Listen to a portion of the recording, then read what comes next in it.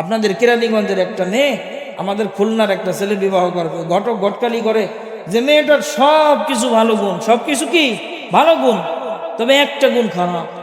মেয়েটা হাতের কাজ জানে, ভার কাজ জানে, সব কিছুর কাজ জানে, চেহারা গুণবতী সবকিছু, কোনো কিছুর অভাব নাই, সব কিছু ধার্মিকতা সব কিছু ভালো, কোনো ত্রুটি নাই, তবে একটা গুণ আছে খারাপ। তখন ছেলে আলাদা বলে ঠিক আছে ঘটক সাহেব একটা গুণ খারাপ, এটা কি বলেন?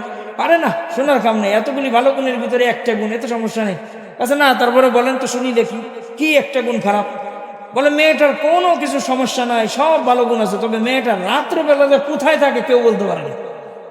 আচ্ছা বলেন এই মেয়েটার যত ভালো গুণ আছে এই ভালো গুণ কি টিকলো নাকি সব বরবাদ হয়ে গেল? এই মেয়ের চরিত্র ভালো না, রাত্রেবেলা বন্ধু বান্ধবের আড্ডায় থাকে, রাত্রেবেলা ঘরে থাকে না, এই মেয়ের স্বভাব ভালো ভালো না। এই মেয়ের যে ভালো গুণগুলি আছে একটা গুণও গ্রহণযোগ্য হলো না, সব বরবাদ হয়ে গেল, বরবাদ হয়ে গেল না। এই জন্য বলে বান্দা যত কাজই করো না কেন, তোমার সব কাজ তুমি করো সমস্যা নাই, কিন্তু নামাজটা যদি তুমি না পড়ো ওই মেয়ের মতো হয়ে যাবে কিয়ামতের ময়দানে।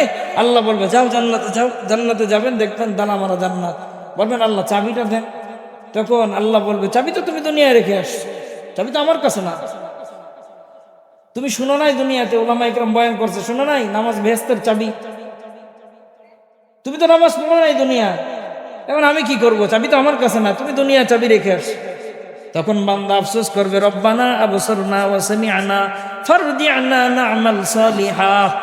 আয় আল্লাহ আরেকবার যদি দুনিয়ার জমিনে পাঠান, মসজিদ থেকে আর বের হব না, কোথায় চকে ভিএস লাগানো, কোথায় আলু লাগানো, কোথায় চকে ধান লাগানো, সব বরবাদ, কিছুই সময় নাই, মসজিদের থেকে বের হব না। এজন্য ভাই নামাজ ছাড়া পরকাল অসহায়, পরকাল অসহায়। নামাজ শরীয়তের বড় একটা বিধান, নামাজ ছাড়ার কোনো সুযোগ নাই, কোনো সুযোগ নাই।